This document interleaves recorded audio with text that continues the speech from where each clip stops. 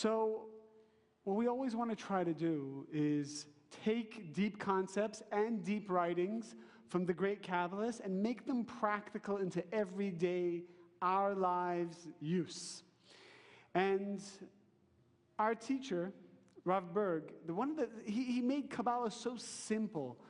When he and Karen Berg opened the doors of the Kabbalah Center, he said something that we have to always remember in doing the spiritual work. When a person turns the light on, the darkness goes away.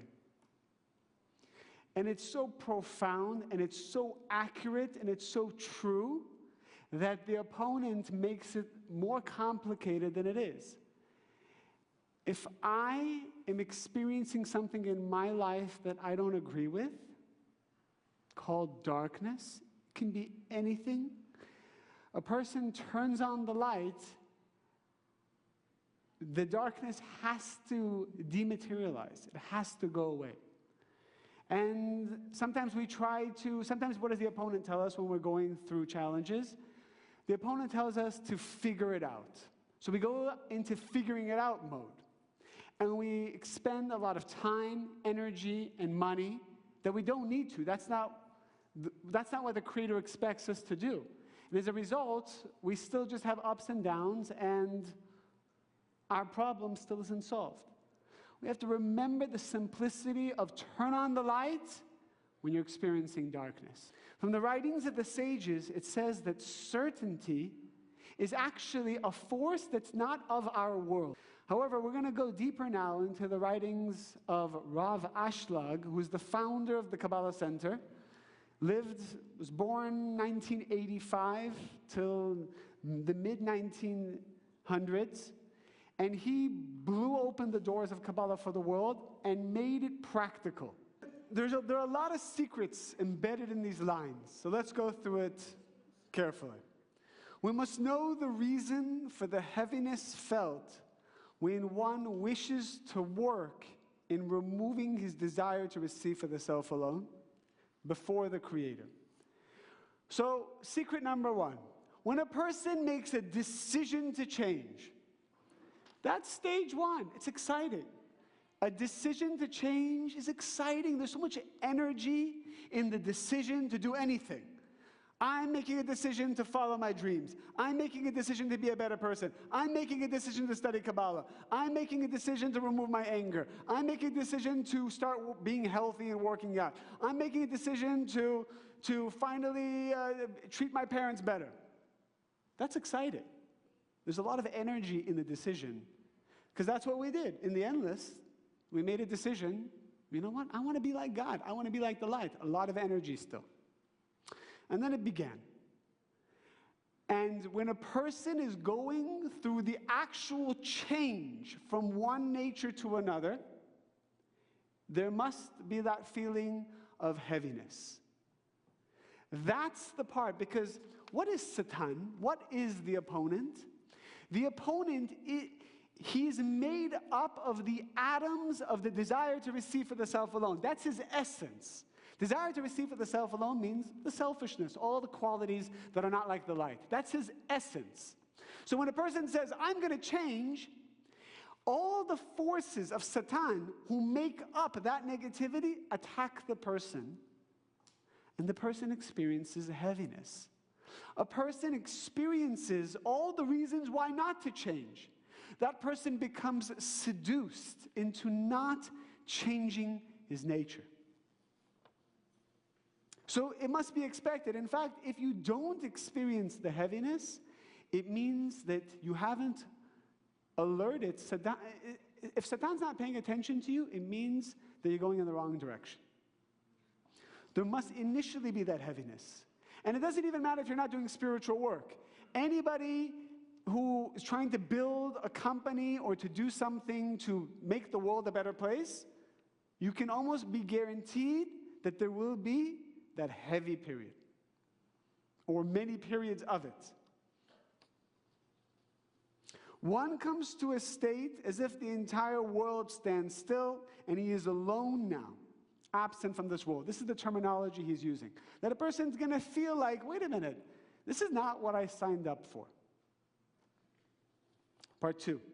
There's a simple reason for this called the lack of certainty. And Rav Ashlag doesn't say a person feels heavy because things aren't going his way. Things not going your way is a necessity. He's saying, why do you feel heavy? Why do you have doubts? Why do you want to give up? Why do you feel like it's not worth it? Why do you want to throw in the towel and do something else? Why? Why is he saying? Because of what? What's the reason? Lack of certainty. And he goes further. People say, oh, what do I mean certainty? He doesn't see before who he nullifies himself. Whom do I nullify myself of? What am I doing this for? Who is your boss? That's also a reason why people don't have energy. Who's your boss? Who do you work for? Ask yourself, who do you work for? Do you work for people's approval? Do you work just to be comfortable? Do you work... Who's your boss? Who's your king? Because when a person knows that he's working for that the Creator is watching him, and he's working for the Creator, it gives him energy. You know when your boss walks into the room, do you perk up a little bit? Do you change the way you act or behave? When you're by yourself, or when the founder of the company, the chairman, walks right in, all of a sudden you feel like, I'm working for him. So you start to do everything with more energy. You don't have heaviness at that moment. Everything's more energizing. Even if the leader of our country walked in, or the leader of any country, imagine it's a leader of a country you don't even know, walked in, would you feel someone important is in the room? Something important, something energy, there's an energy. And let's say the king of, I don't know, prime minister of some company, a prime minister of some country walks in and says, you know, Philip, can you get me a glass of water? Would you just sit there being like, get your own glass of water? What would you do? Sorry. You would run, you would look for, you would serve him your water. And when you're serving, what would you feel? Serving water to the prime minister or a king of a country. And maybe it's not even a country you like, but he wanted a glass of water and he asked you. Do you feel the same as if a nobody asked you for a glass of water? Would you get energy if nobody, a total nobody, say, hey, can you give me some water? You're like, fine, here's your water. Would you feel the same as the king? So why is it that a nobody, I don't feel any energy, but a somebody, I have all of a sudden all this energy to work? Because it's all in your perception. You believe he's a somebody. You believe that you have a privilege of serving so that you get that person's energy. So whenever you believe that who you're working for is important, you get energy from it. For example, when you're dating someone and they ask you for something and you love each other, you get energy doing it. You get energy buying them something, making them something, right? Imagine you're dating and you finally went away with each other and you went to, a nice island together. And she said she was looking at the menu the night before and said, wow, I love the breakfast. I would love to have the continental, the this and the that. And in the morning, you wake up and you go and you woke up a little earlier than she did and you go and you arrange it and you bring it to her and you feel, wow, you went through the trouble, but you feel energy. Why do you feel energy? Because you believe she's important. So why is it that 20 years later, when she asks for the continental, she says, oh, the continental beverage, and you're like, yeah, I'm sure it's great. And then in the morning, you're not right. And in the morning, if she asks you to go to get the continental breakfast, you'll be like, you'll do it, because you're her husband. But, it's annoying. It's a little annoying, isn't it? Because who do you work for? All of a sudden, you don't feel like you work for... That person's no longer important. So why do we learn Kabbalah? And why is Kabbalah so important? Because we learn about the Creator. We all need a boss.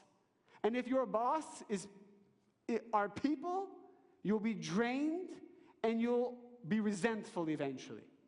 If your boss, if you work for the Creator, you'll always have energy because the Creator won't disappoint. The Creator is an endless force of energy, and this is where we get mixed up. Sometimes Satan comes to us and says, come on, is there really a Creator? I'm not sure. Maybe yes, maybe no. That's where he screws with us.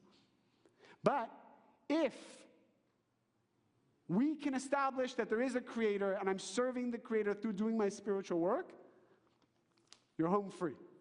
You will always have the energy to do the work. But if it's people, you'll be excited one moment, unexcited the other moment. Eventually, people will disappoint you. That's the reality. Actually, the sage is right. King David writes, people will disappoint you, but because people aren't there to be your God. If you make them your God, they will disappoint you.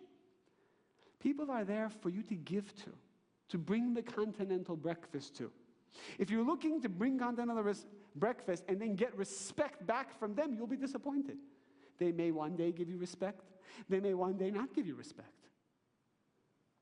So how can I always be consistent in my spiritual work and not feel ups and downs?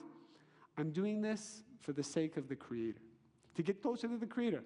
Why am I doing a favor for my friend? Because it helps me get closer to the Creator. Why am I picking this guy up from the airport? Why am I introducing these two business partners? I hope they remember me when I need them. I hope they give me a percentage. Now, maybe they need to give you a percentage, and maybe they need to remember you. But if that's what you're banking on as your energy, you'll be disappointed. And not only that, everything is delayed when you're looking for energy from people. Everything gets delayed. But when you don't need energy from people and you're looking for energy from the Creator, everything happens faster. These things manifest quicker. It says about Abraham in this week's portion of the Bible, there's a verse that says that the Creator is close to whoever calls out to Him. It's nice, sounds religious. That means anyone in the world who calls out to the Creator is near, close to this person. It says, but the person who calls out in truth, the Creator fulfills his desires immediately. What is truth? Means they translate the truth, in this case, to be the right intention. If you call out to the Creator for the right intention of, I need your help to do your work. I need your help to serve the Creator. I need your help to fulfill the reason why I came to this world. Immediately, your desires will be fulfilled. If you're asking for something because you're in pain and you want to get out of the pain and you're tired of the pain, it gets close but doesn't fulfill. It's drawn out. So what the right intention does speeds up our process to manifesting things.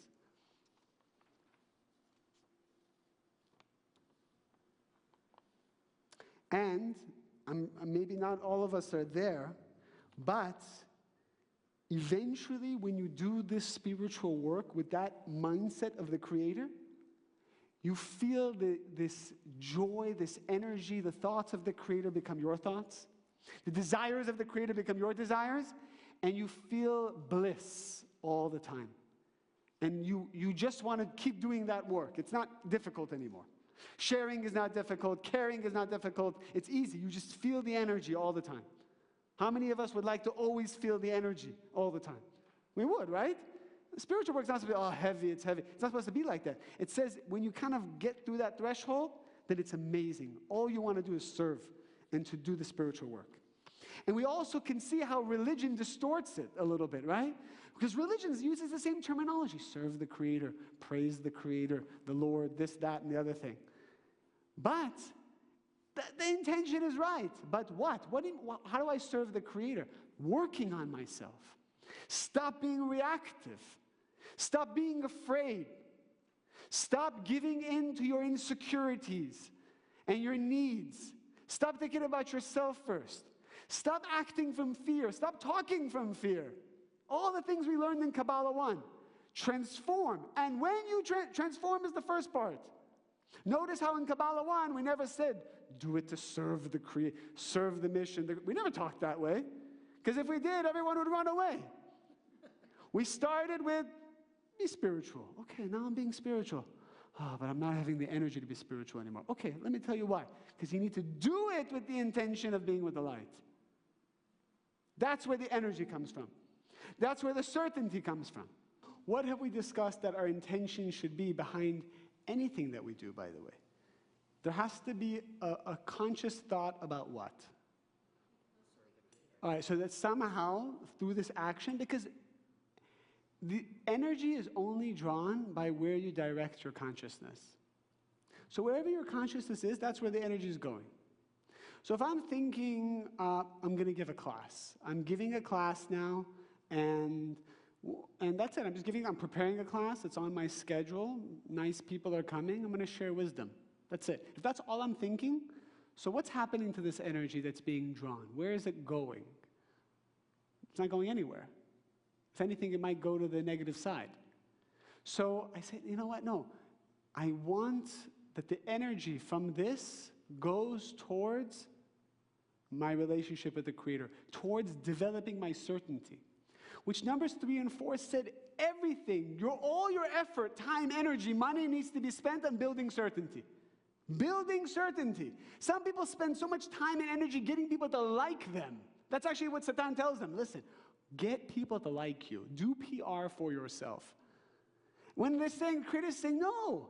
If you focus on building your certainty, the whole world will love you eventually.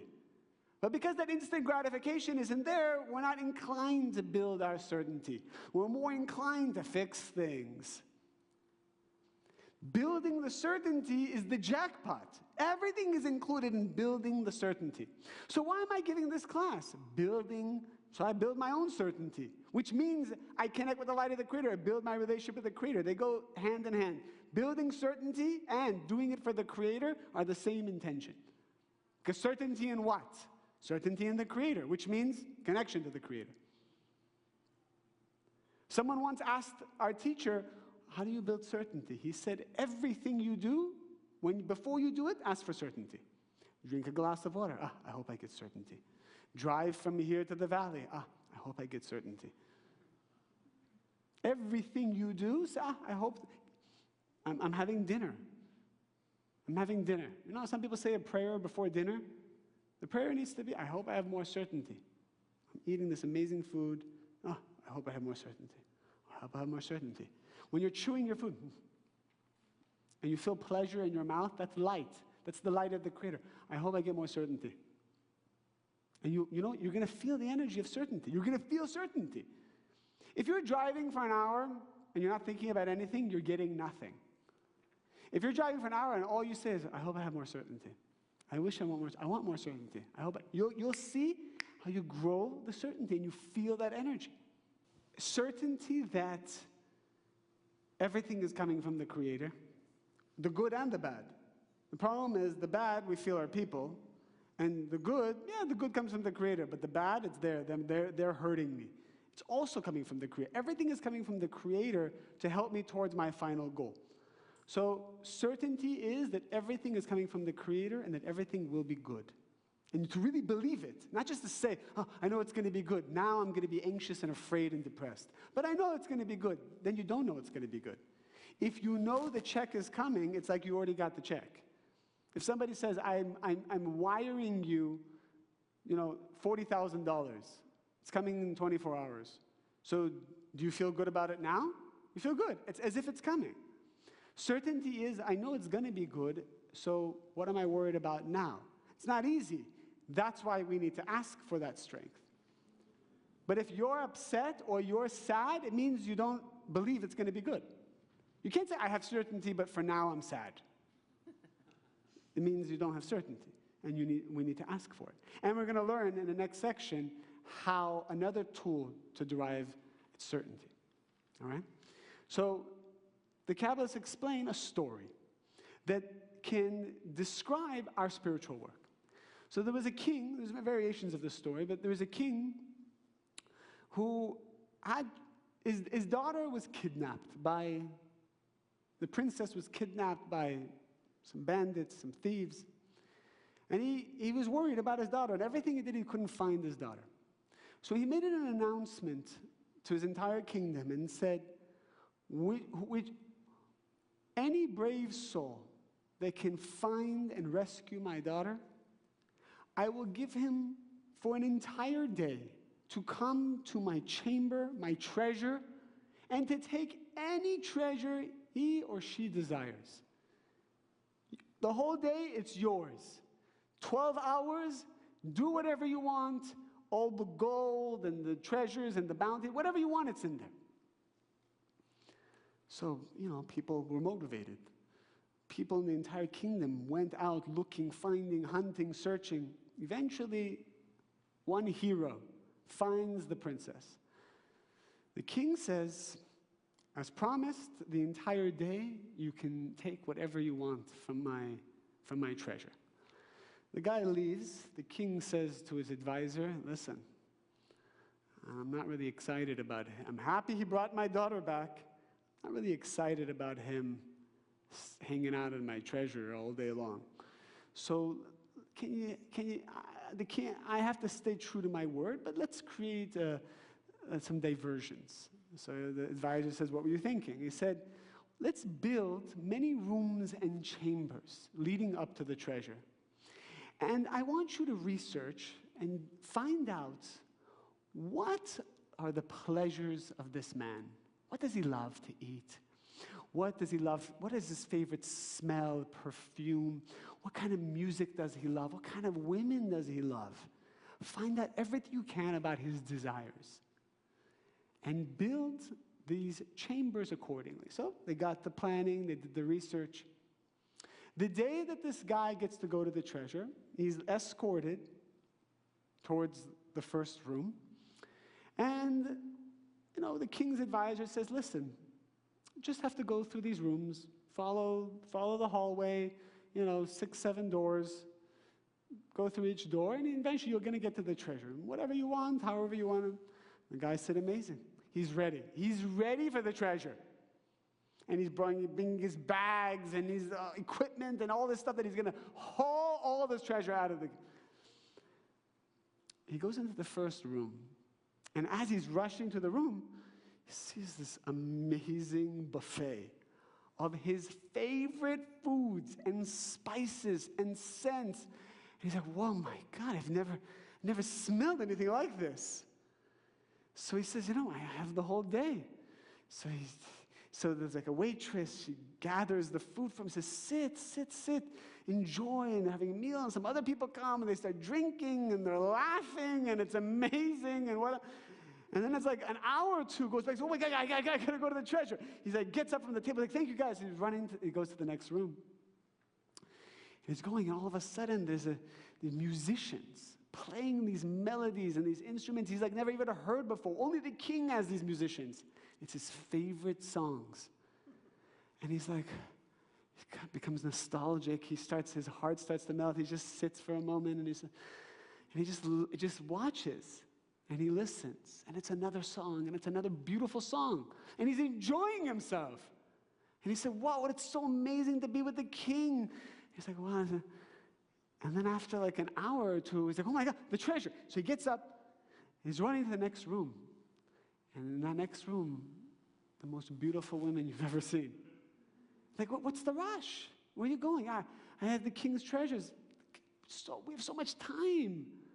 Come, you're going to enjoy being with us, and you'll have the king. And he says, yeah.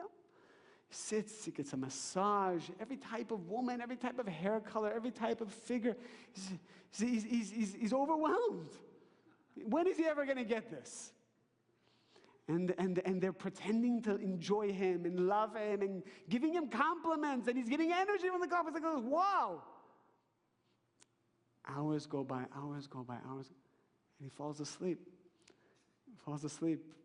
And he wakes up. All the girls are gone. Musicians are gone. The food is gone. And there's these 2 guards just by the door. And he's like, oh. He gets up and he's running the door. And the guard's like, where are you going? I said, I'm going to the treasure. The king promised. And he's like, look outside. It's nightfall. Your 12 hours are up. You had 12 hours and you used them up. You have to go home now. See the moral of the story? It's a little sad. But the truth is, did he enjoy himself for 12 hours? Absolutely. But the real prize, which by the way, with all of that gold, what could he could have had all of that 12 hours for eternity. So the Satan, what he does is he makes sure that we're busy with everything but the certainty. And he doesn't come like, hi, I'm Satan here. It's beautiful things. It's things that taste good, that look good, that smell good, things from your childhood, things that were innocent. That is what makes it so hard, because it feels like the light. But we get distracted. And we all have busy lives. We all have busy lives. I've yet to meet somebody who does not have a busy life and doesn't have 1,000 reasons why they cannot focus on this goal. But whatever you do, wherever you go, if you can remember the goal of strengthening your certainty and doing your spiritual, and for the sake of getting close to the Creator, you'll have all the pleasures, not just for 12 hours, but we have to remember that goal. The certainty is, I know what's happening now is for the good. I know today, with certainty, that she's my soulmate today, because the Creator brought me this soul to be my mate, better than anyone else in the world. This person is necessary for me today. So it's perfect, and I have certainty in that. But now work begins. Certainty that it's good, because some people believe that their situation is bad. That's the problem. Got it?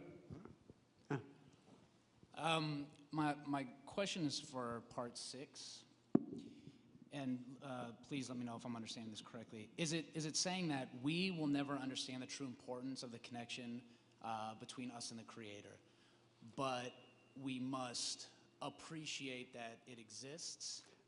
That's, in fact, when does a person lose appreciation for something? As soon as he understands it. The minute you understand something, you lose appreciation for it. But As soon as he receives it and understands it, as long as he's fighting for it and trying to get it, it's beyond him. It's, wow. As soon as he has it, it's done. It's over. To the back of the line. But I guess my follow-up question to that is, isn't it then hard to have certainty in something if it's something that we know we will never understand the true importance of? You'll never fully grasp it. Sure. But to have certainty that it is good. You'll never, it's endless. That's the beautiful thing about the Creator. No mortal is going to be able to put a ring on it and forget about it. Okay. You understand? It's like, it's endless. It's like the eternal relationship that never gives you what you want, but makes you work for everything. It says that the Creator is like a princess that hides in a castle and reveals herself once in a while to the knight, shows her beauty, the knight gets excited, fights for her, and then she hides herself, and then he loses, his energy. And then every time he sees her, he's reminded of her beauty, and he fights for her again. So the Creator is it's perfect. I mean, the Creator is perfect. We can't even understand how perfect the Creator is. Creator knows exactly how much to give to each one of us to make sure that we're on the perfect spiritual path for us. Sometimes it's hard, sometimes it's great, but Creator does give us little kisses to remind us that the light is there. But you have to want it. There's no coercion. So if you don't want to be with the Creator, then the princess never shows herself in the castle. You have to just at least want it. You have to ask for it, then you start that process. Most people don't even have a clue what we're talking about today. If a random person walked into this room, they'd be like, what are you talking about? Because they don't even want to know the Creator. They want to pay their bills. They want to just enjoy themselves. They want to go out tonight without feeling bad about it. They want to just do whatever they want to do. But it's limited. It's the chambers. It's pleasurable. Trust me, it's pleasurable. We all know it's pleasurable. The food is very good. right? The men, the women, it's all very tasty, but it's short. It's not everything. It's a little bit. Rob Berg said the definition of ego is a person who settles for less. That's how you know he has a big ego. He settles for little. When you see people settling for little, it means they have massive ego. Judaism. Yeah, so the Kabbalists believe in making the right decisions. And if two people feel that they've done their spiritual work with each other, and that their maximum light can be revealed in another way with other souls, then it's actually considered a revelation of light to make that decision. For example, if you're holding on to someone and you know it's not the right person and you're holding on to them, it's considered a short circuit because they're not finding their soulmate to do their spiritual work, and neither are you. So you're holding on from neediness and insecurity. So it is considered, when it's supposed to happen, it's considered a short circuit. You lose appreciation when you understand something. That confuses me a lot, because when empathy is felt, it's because you didn't understand, and now that you do, you can appreciate that person and maybe even build up from that. So I don't understand what it means to discard something when you finally understand it. When you understand something, there's a moment of huge pleasure. Wow, I get you, I understand you.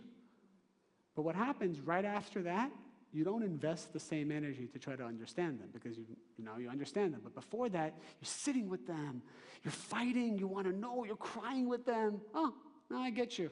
Great. Want to go to a movie? Basically just saying the good thing is we'll never fully understand the Creator. So if you do pursue appreciation, it's an endless, beautiful route of endless energy. You're never going to fully understand the Creator. You're never going to fully get the light. Also, personally, individually, you can taste peace on earth. Maybe it won't be on earth, but it'll be inside you. There's an individual there's an individual Messiah. Messiah means when we're done with everything, and there's a collective Messiah. Messiah is a state of peace.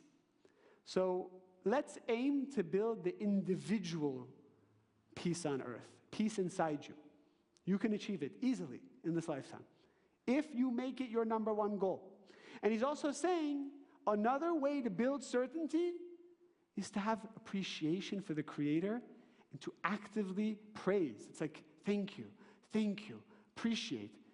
Appreciation is a tool that we have to use all the time, not just with people, but with anything that you want to enjoy. You have to build appreciation. It's active work. To meditate. You have to use any trick you can. Meditate. What if I lost this right now? What would it look like if I didn't have that? Remember the miracles you had. Remember the good times. Always, actively. If you don't push yourself to do those things, everything becomes bland. Everything becomes bland. You'll look for them to give you more energy as opposed to you appreciating. That's why he's saying the light doesn't change. So we force people to give us more energy because we find this boring. I'm bored right now. You entertain me more. It's like someone came to me and said, this lecture I went to, this other Kabbalah lecture, I was really bored. I didn't really connect. Okay, would you like me to tell the teacher to change his teaching style completely for you? So what's the secret? Instead of having everyone else entertain him, easy secret. Before you walk into any lecture, stand by the door, say, wow, I feel so privileged.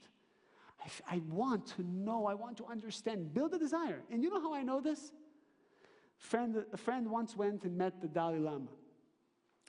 And I said, how was it? Oh my God! My body was just vibrating. So what did he say? I didn't understand what he said, but it was just... What do you mean you didn't understand? He must have said something that inspired you, the vibrations went to... No, just being in his energy field.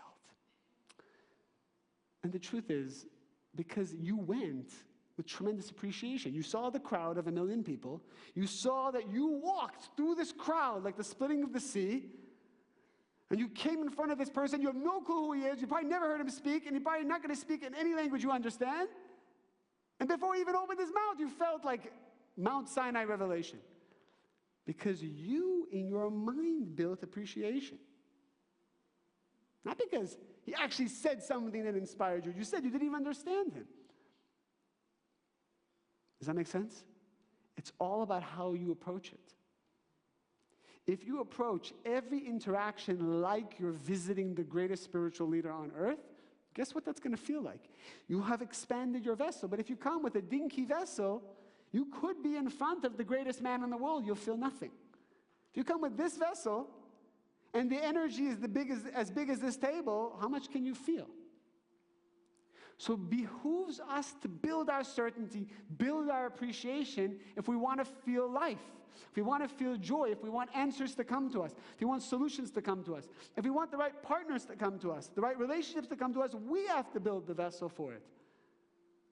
And the sooner we realize that, life becomes faster, easier. It's always about me. Everything else is an illusion. So what if like you